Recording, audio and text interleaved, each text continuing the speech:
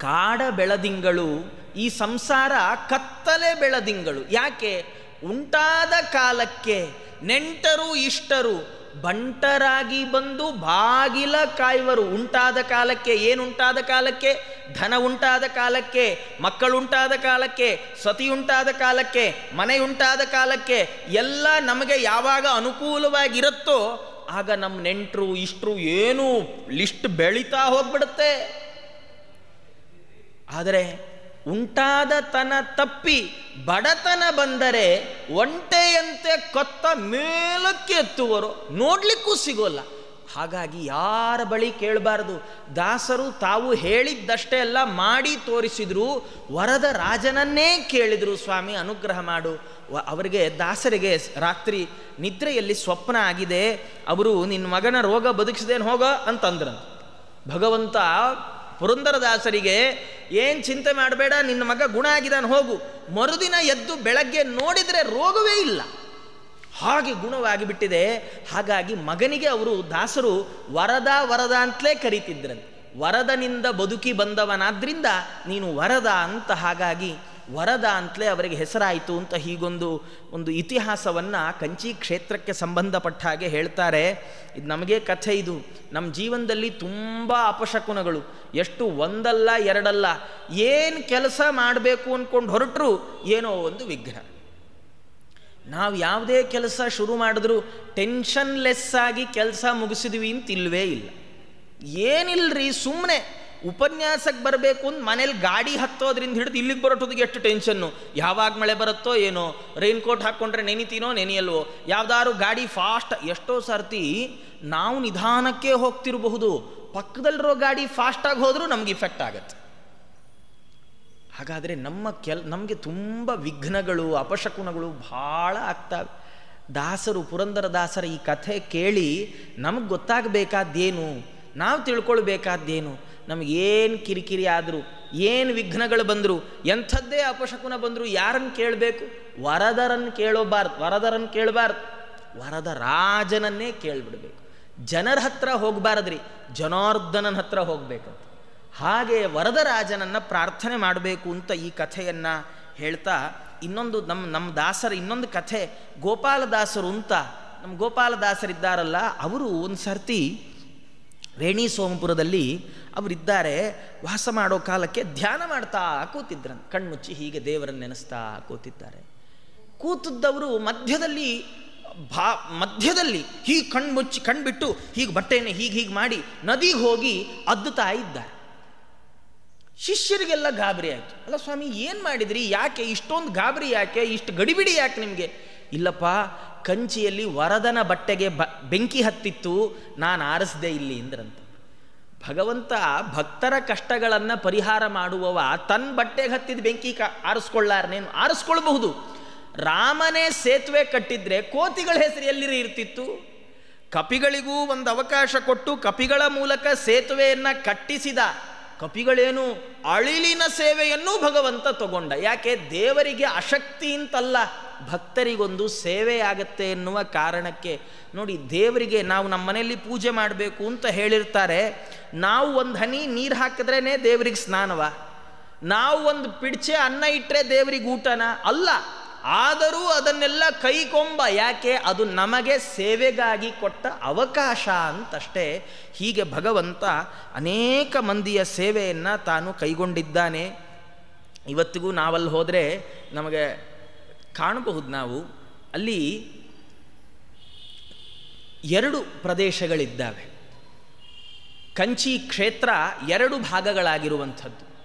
ಒಂದು ವಿಷ್ಣು ಕಂಚಿ ಅಂತ ಕರೀತಾರೆ, ಮತ್ತೊಂದಕ್ಕೆ ಶಿವಕಂಚಿ ಅಂತ ಕರೀತಾರೆ. ಈ ವಿಷ್ಣು ಕಂಚಿಯಲ್ಲಿ ವರದರಾಜ ಭಗವಂತ ತಾನು ಸ್ವಯಂ ನಿಂತಿದ್ದಾನೆ. ವರದರಾಜ ಪೆರುಮಾಳ್ ಅಂತ ಅವರ ಆ ಹೆಸರು ಹೇಳುವಾಗಲೇ ಭಾರಿ ಆನಂದ. ಅಂಥ ಭಗವಂತ ತಾನು ನಿಂತಿದ್ದಾನೆ. ಇನ್ನೊಂದು ಪ್ರದೇಶದಲ್ಲಿ ರುದ್ರದೇವರು ತಾವು ನಿಂತಿದ್ದಾರೆ. ಅದರ ಹೆಸರು ಏಕಾಮ್ರೇಶ್ವರ ಅಂತ. ರುದ್ರದೇವರ 5 ತತ್ವದ ಲಿಂಗಗಳಿದ್ದಾವೆ, ಪಂಚತತ್ವದ ಲಿಂಗಗಳು ಅಂತ. ಅಗ್ನಿತತ್ವದ ಲಿಂಗ ಬೇಕಾದರೆ ನಾವು ಅರುಣಾಚಲೇಶ್ವರಕ್ಕೆ ಹೋಗ್ಬೇಕು, ತಿರುವಣ್ಣಾಮಲೈ.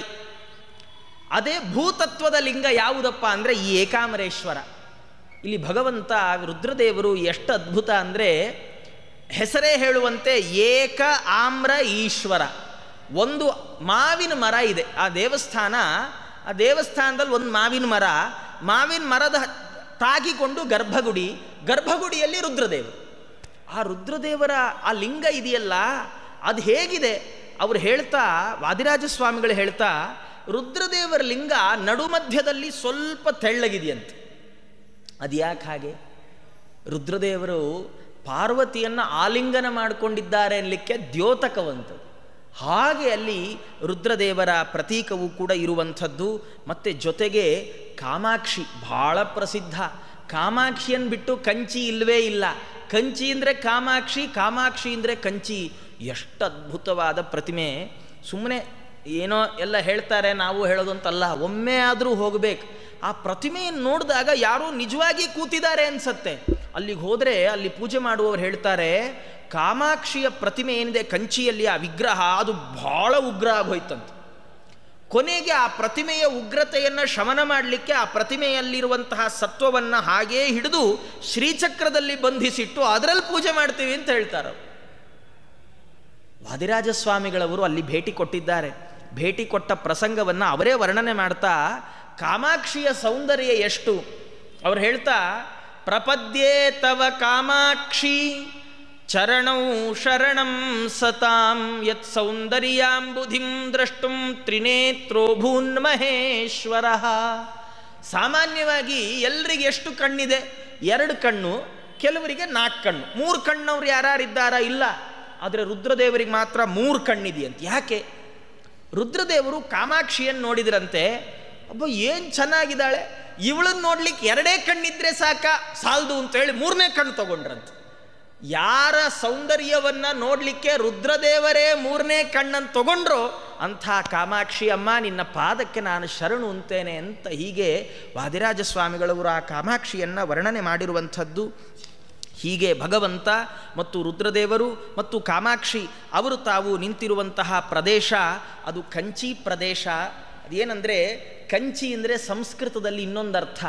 ಕಂಚಿ ಅಂದರೆ ಕಾಂಚಿ ಅಂತ, ಅದು ಸಂಸ್ಕೃತದ ನಾಮ ಕಾಂಚಿ ಅಂತ. ಕಾಂಚಿ ಅಂದರೆ ಸಂಸ್ಕೃತದಲ್ಲಿ ಒಡ್ಯಾಣ, ಉಡುದಾರ, ಸೊಂಟಕ್ಕೆ ಹಾಕ್ಕೊಳ್ಳುವಂಥ ಉಡುದಾರ ಅಂತ ಅರ್ಥ. ವಾದಿರಾಜ ಸ್ವಾಮಿಗಳಂತಾರೆ, ಭೂದೇವಿಯ ಕಾಂಚಿ ಪ್ರದೇಶದಲ್ಲಿ ಭಗವಂತ ಇದ್ದಾನೆ. ಭಗವಂತನಿಗೆ ಹೆಂಡತಿ ಮೇಲೆ ಎಷ್ಟು ಪ್ರೀತಿ ಅಂದರೆ ಅವಳ ಕಾಂಚಿ ಪ್ರದೇಶದಲ್ಲೇ ತಾನು ವಾಸ ಮಾಡಿಕೊಂಡಿದ್ದು ಬಿಟ್ಟಿದ್ದಾನೆ, ಇಷ್ಟು ಅಭಿಮಾನ ಭಗವಂತನಿಗೆ ಅಂತ ಹೀಗೆ ವಾದಿರಾಜ ಸ್ವಾಮಿಗಳವರು ವರ್ಣನೆ ಮಾಡ್ತಾ, ಅಲ್ಲಿ ಹೋದಾಗ ಭಗವಂತನ ದರ್ಶನವನ್ನು ಮಾಡಿದಾಗ, ರುದ್ರದೇವರ ದರ್ಶನವನ್ನು ಮಾಡಿದಾಗ, ಕಾಮಾಕ್ಷಿ ದೇವಿಯ ದರ್ಶನವನ್ನು ಮಾಡಿದಾಗ ನಾವು ಏನು ಕೇಳ್ಕೊಳ್ಬೇಕು? ವಾದಿರಾಜ ಸ್ವಾಮಿಗಳವರು ಹೇಳ್ತಾ ಯಾಚೇ ವರದ ರಾಜತ್ವಾಂ ಕಾಂಚೀಶೇಹನ ಕಿಂಚನ. ಅವರಂದರು, ಸ್ವಾಮಿ ಕಂಚಿ ವರದ, ನಿನ್ನನ್ನು ನಾವು ಏನೂ ಕೇಳೋಲ್ಲ. ಯಾಕೆ? ದಾಸರಂದ್ರಲ್ಲ, ಏನ ಬೇಡಲಿ ನಿನ್ನ ಬಳಿಗೆ ಬಂದು, ನಿನಿತ್ತ ಸೌಭಾಗ್ಯ ಭಾರೀ ಚೆನ್ನಾಗಿದೆ, ಏನು ಬೇಡಲಪ್ಪ. ಯಾಕೆ? ಅಲ್ಲ ಎಲ್ಲ ಇದೆಯಾ ನಮ್ಮ ಹತ್ರ? ಇಲ್ಲ, ತುಂಬ ಇಲ್ಲ ವಾಸ್ತವ. ಆದರೆ ದೇವರು ನಮಗೆ ಕೊಡುವಾಗ ಇವನಿಗೆ ಯಾವುದು ಒಳ್ಳೆಯದು ಅಂತ ನೋಡಿಯೇ ಕೊಟ್ಟಿರ್ತಾನೆ. ನಮಗೆ ಬೇಡವಾದ್ದನ್ನು ನಾವು ಬಯಸಿ ದೇವರು ಏನಾದರೂ ಬಯಸ್ತಾ ಇದ್ದಾನೆ ಅಂತ ಕೊಟ್ಟರೆ ಅದು ನಮಗೆ ಕೆಟ್ಟದೇ ಆಗಬಹುದು, ಯಾರಿಗೆ ಗೊತ್ತು. ಪಕ್ಕದಲ್ಲಿ ಈ ಆಸ್ಪತ್ರೆಗೆ ಹೋದಾಗ ಇವನಿಗೆ ಜ್ವರ ಬಂದಿದೆ, ಪಕ್ಕದಲ್ಲೊಬ್ಬ ಜ್ವರ ಬಂದ ಪೇಷಂಟ್ ಇದ್ದಾನೆ ಅಂದ್ಕೊಳ್ಳಿ. ಇವನಿಗೆ ಸಾಮಾನ್ಯ ಜ್ವರ ಇದೆ, ಪಕ್ಕದವನಿಗೆ ಭಾರೀ ವಿಷಮ ಜ್ವರ ಇದೆ ಅಂತ ಅವನಿಗೆ ಡ್ರಿಪ್ಸ್ ಹಾಕಿದ್ದಾರೆ ಅಂದ್ಕೊಳ್ಳೋಣ. ಇವನು ಬಂದವು, ನನಗೂ ಅದೇ ಹಾಕ್ಬಿಡಿ, ಬೇಗ ಮನೆಗೆ ಹೋಗ್ತೀನಿ, ನನಗೂ ಅದೇ ಹಾಕ್ಬಿಡಿ ಅನ್ನಕ್ಕಾಗತ್ತೆ? ಡಾಕ್ಟ್ರಿಗೆ ಗೊತ್ತು ನಮಗೇನು ಕೊಡಬೇಕು ಅಂತ. ಹಾಗಿದ್ದ ಹಾಗೆ ದೇವರಿಗೆ ಗೊತ್ತು ನಮಗೇನು ಕೊಡಬೇಕು. ಹಾಗಾಗಿ ಏನು ಕೇಳ್ಕೊಳ್ಬೇಕು ನಾವು ದೇವರ ಹತ್ರ? ಅವರಂದರು, ನನಗೇನೂ ಬೇಡ, ನಾನು ಏನನ್ನೂ ಕೇಳ್ಕೊಳ್ಳೋಲ್ಲ ನಿನ್ನ ಹತ್ರ. ಅಲ್ಲ, ಏನಾರು ಕೇಳ್ಕೊ ಅಂತ ನನ್ನ ದೇವರು. ಯಾಕೆಂದರೆ ನನ್ನ ಹೆಸರೇ ವರದ ರಾಜ. ಬಂದವ್ರಿಗೆ ವರನೇ ಕೊಡಲಿಲ್ಲ ಅಂದರೆ ಇವನು ಯಾವ ಸೀಮೆ ವರದರಾಜ ಅಂತಾರೆ ನಾಳೆ ಜನ. ಹಾಗಾಗಿ ಏನಾರು ಕೇಳ್ಕೊಳ್ಬೇಕು ಅಂತ ದೇವರು ಭಕ್ತನಿಗೆ ಆಗ್ರಹ ಮಾಡಿದರೆ ಏನು ಕೇಳಬೇಕು? ರಾಜರಂತಾರೆ, ಚೇತನ ಜಗದ್ವರಂ ತ್ವಾಮೇವ ದೇಹಿಮೇ. ದೇವರ ಹತ್ರ ಕೈ ಮುಗಿಬೇಕಂತ ಕೇಳಬೇಕಂತ, ಸ್ವಾಮಿ ನಂಗೆ ನೀನು ಕೊಡೋದು ಏನೂ ಬೇಡ, ಹಾಗೂ ಕೊಡಬೇಕು ಅಂತಿದ್ರೆ ನಿನ್ನನ್ನೇ ನಂಗೆ ಕೊಟ್ಟುಬಿಡು ಅಂದ್ರಂತೆ. ದೇವರ ಹತ್ರ ಏನು ಕೇಳಬೇಕು ನೋಡಿ? ಯಾವಾಗಲೂ ಹಾಗೇನೆ. ಈ ಮನೇಲೇನಾದ್ರು ದೊಡ್ಡ ಕಾರ್ಯಕ್ರಮ ಇದ್ದು ದುಡ್ಡು ಯಾರ ಹತ್ರನೋ ಬೇರೆಯವ್ರ ಹತ್ರ ಇದ್ದರೆ ಹಗಲಗ್ಲ ಹೋಗಿ ಅವ್ರ ಹತ್ರ ಕೇಳಬೇಕು ನಾವು. 10 ರೂಪಾಯಿ ಕೊಡಿ, 20, 100 ರೂಪಾಯಿ ಕೊಡಿ, 200 ರೂಪಾಯಿ ಕೊಡಿ. ಸಿಟ್ಟು ಬಂದರೆ ಅವ್ರು ಏನು ಮಾಡ್ತಾರೆ, ಎಲ್ಲ ನೀನೇ ಇಟ್ಕೊಳಪ್ಪ, ಎಷ್ಟು ಬೇಕೋ ಖರ್ಚು ಮಾಡು, ಹಗಲಗ್ಲ ಬರಬೇಡ. ಹಾಗೆ ಈಗ ನಾವು ದೇವ್ರ ಹತ್ರ ಏನಾದ್ರು ಕೇಳ್ಕೊಳ್ಳೋದು ಅಂದರೆ ಹಗಲಗ್ಲ ದೇವ್ರ ಹತ್ರ ಹೋಗಿ ಇದು ಕೊಡು ಅದು ಕೊಡು. ಅದ್ರ ಬದಲು ದೇವರನ್ನೇ ನಾವು ಇಟ್ಕೊಂಬಂದ್ಬಿಟ್ರೆ ಇದು ಭಾರೀ ಸುಖದ ಉಪಾಯ, ಭಾರೀ ಸುಲಭದ ಉಪಾಯ. ರಾಜರಂದ್ರು ದೇವರ ಹತ್ರ ಹೋಗಿ ದೇವರು ಕೊಡೋ ಏನನ್ನೋ ಕೇಳಬೇಡ್ರಿ, ದೇವರನ್ನೇ ಕೇಳಿ ಪಡ್ಕೊಂಡು ಬಂದ್ಬಿಡಿ. ಯಾಕೆಂದರೆ ಉಳಿದೆಲ್ಲ ಪದಾರ್ಥಗಳನ್ನು ಬೇರೆ ಯಾರಾದರೂ ಕೊಡಬಲ್ಲರು, ಆದರೆ ದೇವರನ್ನು ಕೊಡುವವ ಯಾರಿದ್ದಾನೆ? ದೇವರಲ್ಲಿ ತಪಸ್ಸು ಮಾಡಿ ದೇವರನ್ನು ಪ್ರತ್ಯಕ್ಷೀಕರಿಸಿಕೊಂಡಾಗ ಏನನ್ನು ಕೇಳಬೇಕು? ನಿನ್ನನ್ನೇ ಕೊಟ್ಟು ಬಿಡು ಸ್ವಾಮಿ ಅಂತ ಕೇಳಬೇಕು. ಹೀಗೆ ಭಗವಂತನನ್ನು ಪ್ರಾರ್ಥನೆ ಮಾಡಬೇಕು ಅಂತ ಹೀಗೆ ಹೇಳ್ತಾ ವರದರಾಜನ ಏನು ಪ್ರಾದುರ್ಭಾವದ ಸ್ಥಾನ ಇದೆ ಅದು ಬಹಳ ಅದ್ಭುತ. ಅವರು ಬ್ರಾಹ್ಮಣ ಅಗ್ರಹಾರದಿಂದ ಸುತ್ತುವರೆದ ಜಾಗ. ಆ ಜಾಗದಲ್ಲಿ ಬ್ರಹ್ಮದೇವರ ಯಜ್ಞ ವೇದಿಕೆಯಿಂದ ಭಗವಂತ ತಾನು ಪ್ರಾದುರ್ಭವಿಸಿದ. ವಾದಿರಾಜ ಸ್ವಾಮಿಗಳಂತಾರೆ, ಇದರಿಂದ ನಮಗೆ ದೇವರ ತುಂಬ ತತ್ವಗಳ ಅರಿವಾಯಿತು, ಭಗವಂತನ ತತ್ವದ ಅರಿವಾಯಿತು. ಏನು ತತ್ವದ ಅರಿವಾಯಿತು? ದ್ವಿಜೇಷ್ಟದಾತೃತ್ವಂ ಅಜಾರ್ಚಿತತ್ವಂ ಅಜನ್ಮತಾಂ ಸ್ವಾಂ ಮಖಭೋಕ್ತೃತಾಂಚ ವ್ಯನಕ್ತ್ಯಯಂ ಶ್ರೀಪತಿರಗ್ರಹಾರ ಪರೀತಧಾತೃಕ್ರತುವೇದಿ ಜಾತಃ. ಭಗವಂತ ತಾನು ಎಲ್ಲ ವೇದಾಧ್ಯಯನ ಮಾಡುವವರ ನಡುವೆ ಯಜ್ಞದ ವೇದಿಯಿಂದ ಪ್ರಾದುರ್ಭವಿಸಿದ. ಇದರಿಂದ ದೇವರು ಏನೇನು ತೋರಿಸಿದ ಗೊತ್ತಾ? ಒಂದು, ಯಾರು ವೇದಗಳ ಸಂರಕ್ಷಣೆ ಮಾಡ್ತಾರೋ, ವೇದಗಳ ಅಧ್ಯಯನವನ್ನು ಮಾಡ್ತಾರೋ ಅವರಿಗೆ ನಾನು ತುಂಬ ಪ್ರಿಯನಾದವ, ಅವರು ನನಗೆ ಪ್ರಿಯರಾದವರು ಅಂತ ತೋರಿಸಿದ. ಅವರು ಏನು ಕೇಳಿದರೂ ಕೊಡ್ತೇನೆ, ದ್ವಿಜೇಷ್ಠ ದಾತೃತ್ವವನ್ನು ತೋರಿಸಿದ. ಮತ್ತೆ ಬ್ರಹ್ಮದೇವರ ಯಜ್ಞ ವೇದಿಕೆಯಲ್ಲಿ ಆವಿರ್ಭೂತನಾದ ಆದ್ದರಿಂದ ಬ್ರಹ್ಮದೇವರಿಗೂ ಪೂಜ್ಯನಾದವ ಭಗವಂತ ಸರ್ವೋತ್ತಮ ದೇವತೆ ಅಂತ ತೋರಿಸಿಕೊಟ್ಟ. ಜೊತೆಗೆ ಎಲ್ಲಿ ಭಗವಂತನ ಪ್ರಾದುರ್ಭಾವ, ಈಗ ಎಲ್ಲ ಮಕ್ಕಳು ಹುಟ್ಟುವಂತೆ ಗಂಡು ಹೆಣ್ಣುಗಳ ಸಂಪರ್ಕದಿಂದ 9 ತಿಂಗಳು ಗರ್ಭವಾಸ ಮಾಡಿ ಹುಟ್ಟಿದ್ದಲ್ಲ ಭಗವಂತ, ಯಜ್ಞ ಭೂಮಿಯಲ್ಲಿ ಪ್ರಾದುರ್ಭವಿಸಿಬಿಟ್ಟ.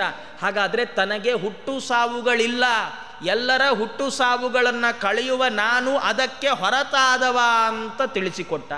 ಜೊತೆಗೆ ಯಜ್ಞ ವೇದಿಕೆಯಲ್ಲಿ ಆವಿರ್ಭವಿಸಿದ್ನಲ್ಲ, ಹಾಗಾಗಿ ಈ ಯಜ್ಞದ ಫಲವನ್ನು ಉಣ್ಣುವವ ನಾನು, ಈ ಯಜ್ಞದ ಸಮರ್ಪಣೆ ನನಗಾಗಬೇಕು ಅಂತ ಭಗವಂತ ತಾನು ಇದನ್ನೆಲ್ಲ ತೋರಿಸಿ ಕೊಟ್ಟಿದ್ದಾನೆ ಅಂತ ಹೀಗೆ ಅದನ್ನು ತಾವು ಸ್ತೋತ್ರ ಮಾಡ್ತಾ, ರುದ್ರದೇವರು ಅಲ್ಲಿದ್ದಾರೆ.